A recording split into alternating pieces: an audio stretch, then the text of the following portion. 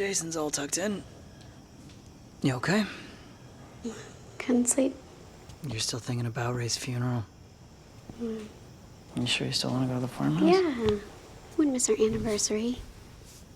Plus, it'll be nice to get away. Especially after such a gloomy week. Hey.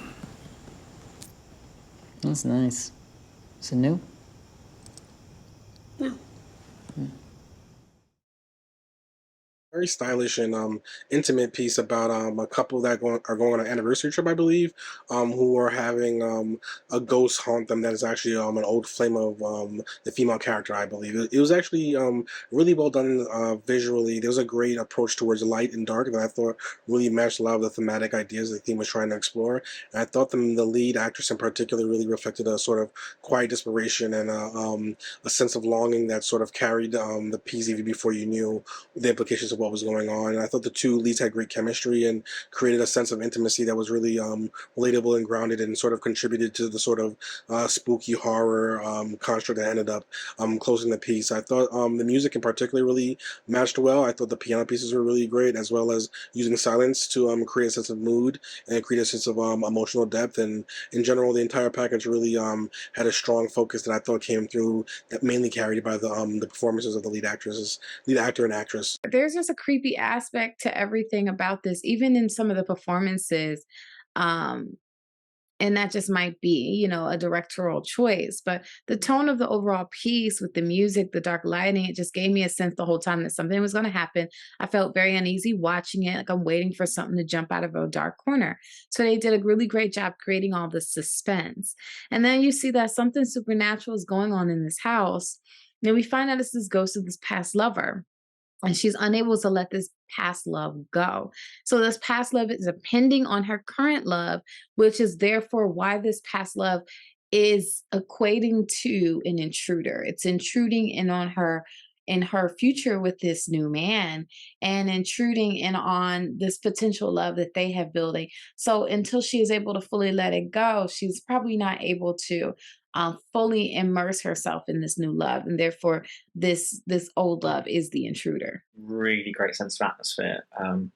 It exhibits a great control over how it slowly but surely sort of builds up the presence of the ghost that's intruding, sort of further and further and further until finally it manifests. I thought that slow build was done really well.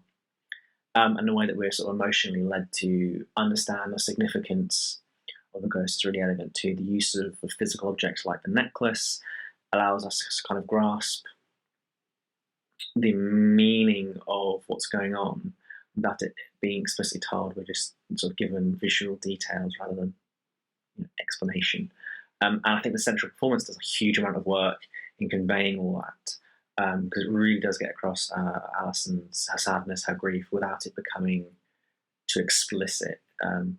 She is haunted, hence why the film's a ghost story. So I think that central performance really nails the themes and the emotions the film trying to convey.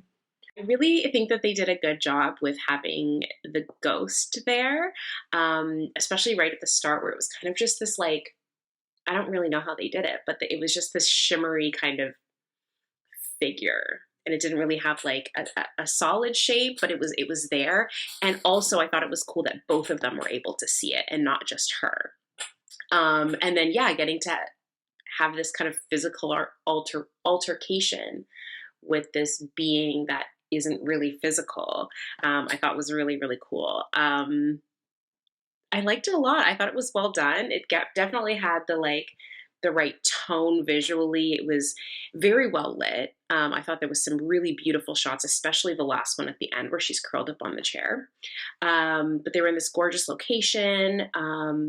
It was dark, it was moody, and I thought that it really lent itself well to how everything played out. Not scary, but dark and mysterious and thrilling. And I think it hit all of the notes perfectly. This was really well done. Extremely effective in terms of creepiness and tone. I really enjoyed the storytelling in this movie.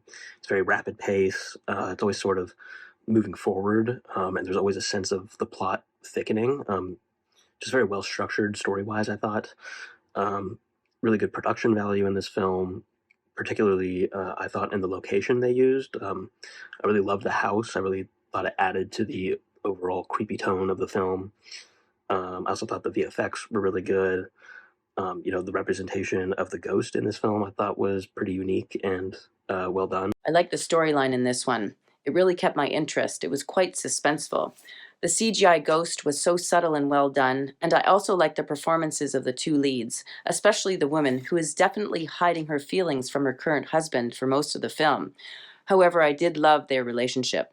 I thought the hazy lighting around many shots really gave this short a romantic feel, and the soundtrack was perfect, from pretty chill to spooky. This is a paranormal tale of one of the forbidden lovers has passed. The cheating wife is grieving her late lover, and her husband has no idea that this is happening. The truth will always reveal itself. For this couple, it came in ghost form.